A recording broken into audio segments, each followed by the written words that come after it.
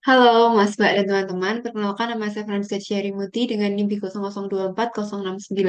Pada kesempatan kali ini saya akan menjelaskan mengenai laporan kedua dari anatomi blok 1.3. Di sini ada skenario. Randy adalah seorang mahasiswa yang sangat gemar menghadiri acara makan bersama, terutama di restoran dengan konsep all you can eat. Namun pada suatu kesempatan Randy merasa tidak nyaman karena cepat merasa kenyang padahal baru saja mulai makannya. Hal ini membuatnya khawatir ada yang tidak normal dalam sistem pencernaannya. Sebagai teman yang baik, jelasin ke Randy tentang traktus digestifus superior mulai dari mulut sampai lambung, serta gimana kompensasi sphincter dan gerakan pencernaan saat dia lagi makan rakus di all you can eat. Oke, yang pertama di sini ada topografi dari traktus digestifus superior. Yang pertama di sini ada mulut, setelah itu ada lidah dan juga salivary glands atau kelenjar air liurnya ya. Di sini ada tiga kelenjar yang paling besar. Ada kelenjar parotis di sini, lalu ada kelenjar sublingual dan juga submandibular. Lalu setelah itu masuk ke faring. Setelah faring ada esophagus, lalu ke stomach atau lambung, lalu setelah itu ke duodenum. Tapi di sini yang kita bahas sampai ke yang lambungnya aja dulu. Oke, next.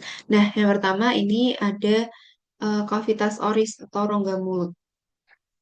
Nah, di kavitas oris ini ada yang namanya vestibulum oris. Vestibulum oris itu dari rongga gigi ke depan sampai ke labii, sampai ke bibir ya, yang sebelah sini ini. Setelah itu yang belakang sini namanya ada kavitas oris propria. Nah, kalau kavitas oris ini batas-batasnya atasnya ada palatum durum, ini ya palatum durum dan juga palatum mole. Di sini nggak begitu kelihatan ya, palatum mole itu isinya otot-otot gitu. Lalu di bagian dasarnya ada diafragma oris dan lidah, ini lidahnya. Lalu bagian lateralnya ada corpus adiposum bucci, itu pipi ya maksudnya ya, di musculus spinator juga ini. Lalu di bagian anterior ada rima oris. Di bagian posterior ada isthmus faucium. Dan di sini ada isthmus faucium. Itu batas dari rongga mulut ke bagian belakang ke faringnya. Nah, ya ini bagian belakang situ ada isthmus faucium.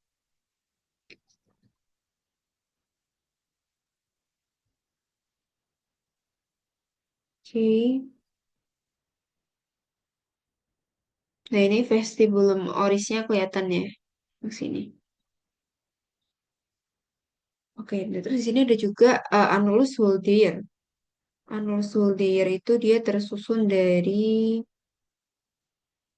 ada 4 tonsila. Ada tonsila pharyngealis atau adenoidea di bagian atas. Lalu di lateralnya ada tonsila palatina, dan juga yang agak atas sini ada tonsila tubal.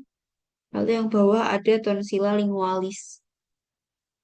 Nah, lalu untuk otot-otot di linguanya sendiri, jadi lingua itu ada dua otot, ada ekstrinsik sama intrinsik. Kalau otot yang ekstrinsik itu ada genioglossus, kelihatan ya di sini ya. Nah, ini ada genioglossus, lalu ada juga hyoglossus, styloglossus, dioglossus, styloglossus, ada kayak di sini ya. Ya, nggak ada. Styloglossus dan juga palatoglossus. Kemudian untuk yang otot instrinsiknya ada longitudinal superior, longitudinal inferior, transversus lingual, dan verticalis lingual. Oke, next.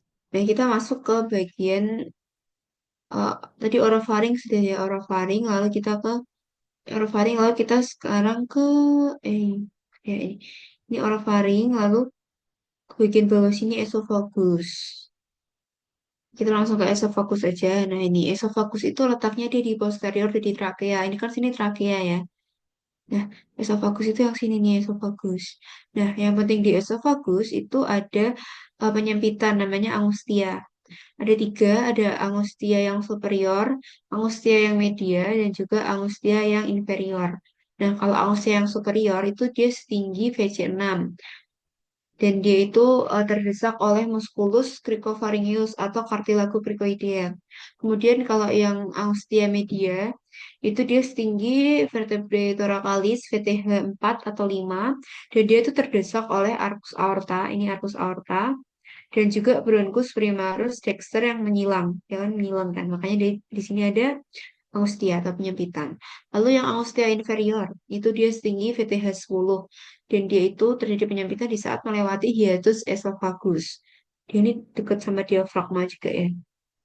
Dekat sama diafragma juga.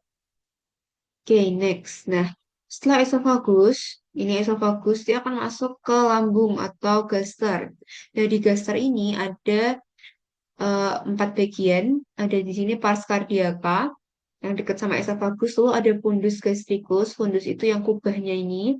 Lalu ada corpus gastricum sini, corpus. Lalu ada pars pylorica, pars pylorica sini. Nah, di gaster ini di dalamnya itu ada lekukan-lekukan namanya plica, plica gastrica ini. Nah, lalu di sini juga ada dua sphincter, sphincter gastroesophageal dan juga sphincter pylorus. Nah, tadi itu kan sempat ini ya di skenario-nya dia makan banyak, cuman eh, dia ngerasa kenyang. Nah, kemungkinan karena dia makannya banyak gitu kan ya, kayak langsung banyak. Jadi kayak lambungnya ini penuh gitu, penuh keisi. Jadi kalau dia penuh kan sebenarnya ya kalau lambung ini keisi, jadi si apa namanya nih? Sphincter gastroesophageal itu kan dia nutup kan, dia nutup. Terus di sini terjadi pengolahan. Nah, di dalam sini itu dia juga terjadi eh, gerakan peristaltik. Nah, gerakan peristaltiknya itu dia kayak dorong ke sini, terus dia naik, dan dorong lagi gitu. Nah, itu untuk mencampur enzim-enzim di lambung ada pepsin, renin, HCl gitu ya. Dengan makanannya. Jadi setelah keluar dari sini itu udah jadi kimos, bukan tulis lagi. Nah, em, otot-ototnya yang di lambung sini itu ada 3 bagian, ada yang musculus obliquus, ada yang longitudinal, sama yang transversal. Nah, itu beda sama yang organ lain, di mana dia cuma 2 lapis. Sedangkan kalau di sini tuh 3 lapis, karena dia ada gerakan, dia mendukung gerakan peristaltiknya itu ya. Nah, lalu kemungkinan dari soalnya tadi ya, karena kan eh, di gesternya itu penuh makanan, makanya dia kayak ngerasa jadi eh, dia ngerasa kenyang karena udah banyak makanannya udah penuh. Sedangkan kalau misal gasternya ini lagi kosong gitu ya, kita skip makan, itu bisa juga asam lambung itu naik. Kalau naik, kalau misal sphincter gastroesophagealnya itu dia lemah, itu asam lambungnya bisa naik ke atas. Nah, itu timbul penyakit GERD, di mana rasanya bakal panas kan ya di sini karena HCl itu naik ke esofagus, di mana letaknya kan tidak seharusnya di situ kan. Dan HCl itu kan asam, makanya kerasa panas. Gitu. Oke, sekian. Terima kasih. Ini ada beberapa sumber yang diambil. Ada Yokoji, Subota, sama Nether. Sebenarnya tadi mau buka langsung, udah buka langsung di bukunya. Cuman pas di share screen ternyata nge-lag. Gitu guys. Jadi di screenshot. Cuman sama kok ambil sumbernya dari sini. Terima kasih. Semoga mudah dipahami.